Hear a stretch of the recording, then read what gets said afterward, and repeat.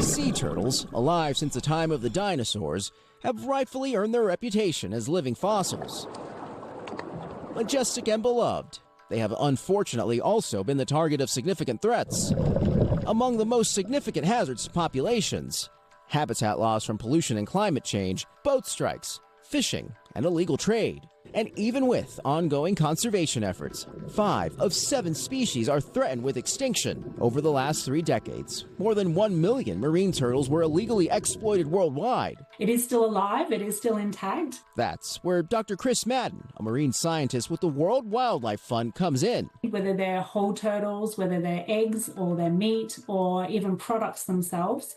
And so we need to be on cautionary absolute standby to know that this is a threat that we need to reduce as much as we can. About a decade ago, Dr. Madden and her colleague, Dr. Michael Jensen, were in Australia researching turtles when her interaction with a hawksbill turtle, among the most impacted by the illegal turtle trade, inspired a potential species-saving idea. We knew we could take DNA from wild turtles and tissue samples, but we just didn't know if we could do it with tortoiseshell. That became the genesis for what would become ShellBank, the world's first and most comprehensive marine turtle DNA database. Researchers can now extract DNA from any turtle source to pinpoint nesting beaches thousands of miles away and learn which populations are most at risk. We're able to use DNA to be able to understand what turtle populations we have, how they're connected, and how they're being impacted. And so that's a real game changer. So far, the databank stands at about 20,000 records, with some more being added every month. 38 countries are also looking to get involved,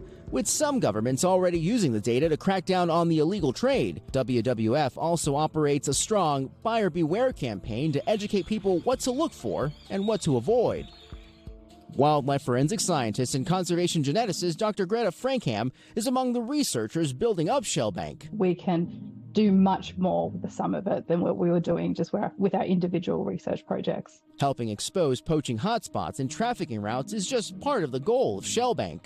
Researchers say what they can learn about sea turtles may prove invaluable in ongoing efforts to preserve the species for generations to come. It just really exemplifies or highlights how connected our oceans are and how countries are connected without really even realizing it. We do really need to work cross boundaries and cross borders with other countries to get really useful and powerful outcomes for these turtles. Dr. Madden looking towards the future and paving a way for sea turtles to fight back. ShellBank's really trying to provide that limelight for turtles and be a voice for them so that, we can have healthy oceans for the rest of our lives too.